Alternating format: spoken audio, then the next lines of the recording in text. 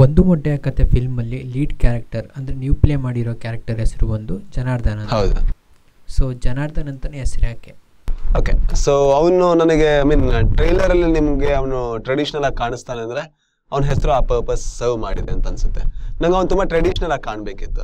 ಅವನೇನೋ but traditional ಆಗಿ ತೋರಿಸೋ ಅಷ್ಟು ಸ್ಕ್ರೀನ್ ಸ್ಪೇಸ್ ನಮ್ಮ ಹತ್ರ ಇರಲಿಲ್ಲ. ಅವನೇನೋ ದೇವಸ್ಥಾನಕ್ಕೆ ಹೋಗ್ತಾನೆ ಅದನ್ನೆಲ್ಲ ತೋರಿಸಿ ಇಂಥ ಐಡಿಯಾಗಳನ್ನೆಲ್ಲ ಸಿನಿಮಾದಲ್ಲಿ ತುಂಬ ಮಾಡಾಗಿದೆ. ಅಂಡ್ ಅದು ತುಂಬ ಸಟಲ್ ಐಡಿಯಾ ಆಗಿರ್ಬೇಕಿತ್ತು. ಅದಕ್ಕೋಸ್ಕರ ಜನಾರ್ದನ್ ಅನ್ನೋ ಹೆಸರು ಇಟ್ಸ್ ವೆರಿ ಟ್ರೆಡಿಷನಲ್. ಒಬ್ಬ 28 ವರ್ಷದವನಿಗೆ ಇರುವಂಥ ಹೆಸರಲ್ಲ. ಇದೆ ಅಂತ ಹೇಳಿದ್ರೆ ಅವ್ನ ಮನೇಲಿ ತುಂಬ ಟ್ರೆಡಿಷನಲ್ ಇರ್ಬೋದು ಅನ್ನುವಂಥ ಐಡಿಯಾ ಅದು. ನಾವು ತುಂಬ ಬಯಾಸ್ ಇದ್ದೀವಿ, ಏನಿಲ್ಲ ಅಂದ್ರೂ ಕೂಡ ನಾವು ತುಂಬ ನಮ್ಗೇನೋ ಹೆಸರು ಕೇಳಿದ ತಕ್ಷಣ ಅವ್ನು ಹೀಗೆ ಇರಬೇಕು ಅಂತ ನಾವು ಇಮ್ಯಾಜಿನ್ ಮಾಡ್ಕೋತೀವಿ. ಆ ಲೆಕ್ಕದಲ್ಲಿ ಜನಾರ್ದನ್ ಅನ್ನೋ ಹೆಸರು ಆ ಕ್ಯಾರೆಕ್ಟರ್ಗೆ ತುಂಬ ಪರ್ಪಸ್ ಸರ್ವ್ ಮಾಡ್ತು ಅಂತ ಅನಿಸ್ತು. ಅಂದರೆ ವೆರಿ ಟ್ರೆಡಿಷನಲ್ ಆ್ಯಂಡ್ ಅವ್ನು ಹೇಗಿದ್ದಾನೆ ಅದನ್ನು ಡಿಸ್ಕ್ರೈಬ್ ಮಾಡ್ಬೋದು ಆ ಹೆಸರು. ಆ ಕಾರಣದಿಂದ ಅವ್ನು ಜನಾರ್ದನ. ನೀವು ಸ್ಟೋರಿ ಬರೀತಾ ಇರಬೇಕಾದ್ರೆ ನೀವೇ ಹೀರೋ ಆಗಬೇಕು ಅಂತ ಮನಸ್ಸಲ್ಲಿ ಇಟ್ಕೊಂಡು ಸ್ಟೋರಿ ಬರೆದಿದ್ದ, ಇಲ್ಲ ಒಂದು ಕ್ಯಾರೆಕ್ಟರ್ ಅಂತ ಆ ಥರ ಸ್ಟೋರಿ ಬರೆದಿದ್ದ? ಯಾವ ಥರ? ಆ್ಯಕ್ಚುಲಿ ಫಸ್ಟ್ ಕ್ವಶನ್ ಹೌದು, ಶಾರ್ಟ್ ಫಿಲ್ಮ್ ಆಗ್ಬೇಕಾದ್ರೆ ನಾನೇ ಆ್ಯಕ್ಟ್ ಮಾಡಬೇಕು ಅಂತ ಅಂದ್ಕೊಂಡಿದ್ದೆ. ಬಟ್ ಯಾವಾಗ ಅದು ಫಿಲ್ಮ್ ಆಗುತ್ತೆ ಅಂತ ನಮ್ಗೆ ಐಡಿಯಾ ಬಂತು, ಆಗ ನಾನು ಅನ್ಕೊಂಡೆ ನಾ ಮಾಡ್ತಾ ಇಲ್ಲ ಅಂತ. 2 ರೀಸನ್ಗೋಸ್ಕರ. ಒಂದು, ಇಟ್ಸ್ ವೆರಿ ಟಫ್. ನಮ್ಮ ಶೆಡ್ಯೂಲ್ ತುಂಬ ಟೈಟ್ ಇತ್ತು. ಆ ಟೈಮಲ್ಲಿ ಡೈರೆಕ್ಷನ್ ಆ್ಯಕ್ಟಿಂಗ್ ಎರಡೂ ಮಾಡೋದು ತುಂಬ ಕಷ್ಟ ಅನ್ನೋ ಕಾರಣಕ್ಕೋಸ್ಕರ. ಆ್ಯಂಡ್ ಇನ್ನೊಂದು, ನನ್ನ ಮುಖನ ಆಡಿಯನ್ಸ್ 2 ಗಂಟೆ 10 ನಿಮಿಷ ನೋಡೋದು ನನಗೆ ಇಷ್ಟ ಇರಲಿಲ್ಲ. ಸೊ ಯಾರಾದರೂ ಸ್ವಲ್ಪ ಆದರೂ ಚೆನ್ನಾಗಿರೋಣ ಯಾರಾದರೂ ಸಿಕ್ಕಿದ್ರೆ ಸ್ವಲ್ಪ ನನಗೆ ಕಂಫರ್ಟ್ ಫೀಲ್ ಆಗ್ತಾ ಇತ್ತು. 2 ಕಾರಣದಿಂದ.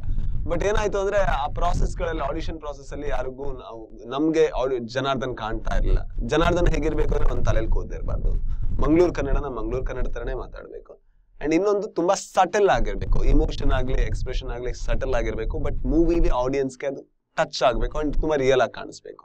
ಸೊ 2-3 ಕಂಡೀಷನ್ ಇಂದ ಆಕ್ಚುಲಿ ನಾವು ಜನಾರ್ದನ್ ಹುಡ್ಕೋದು ತುಂಬಾ ಕಷ್ಟ ಆಯ್ತು. ಸೊ ಸಿಗ್ತಾ ಇರಲಿಲ್ಲ.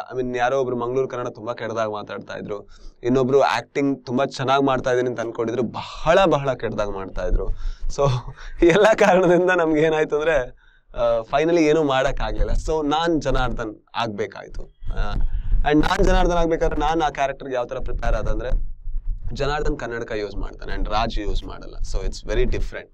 ಅಂಡ್ ನಾನು ಹೀಗೆ ಬಿಲೀವ್ ಮಾಡಲ್ಲ. ನನಗೆ ಅರ್ಧ ಗಂಟೆ ಕನ್ನಡಕ ಮುಂಚೆ ಕೊಟ್ಟು ನಾನು ಅದನ್ನ ಯೂಸ್ ಮಾಡ್ತಾ ಇದ್ರೆ ನಾನೇನೋ ಮ್ಯಾಜಿಕ್ ಮಾಡ್ಬೋದು ಅಂತ ನಂಗೆ ಅನ್ಸಲ್ಲ.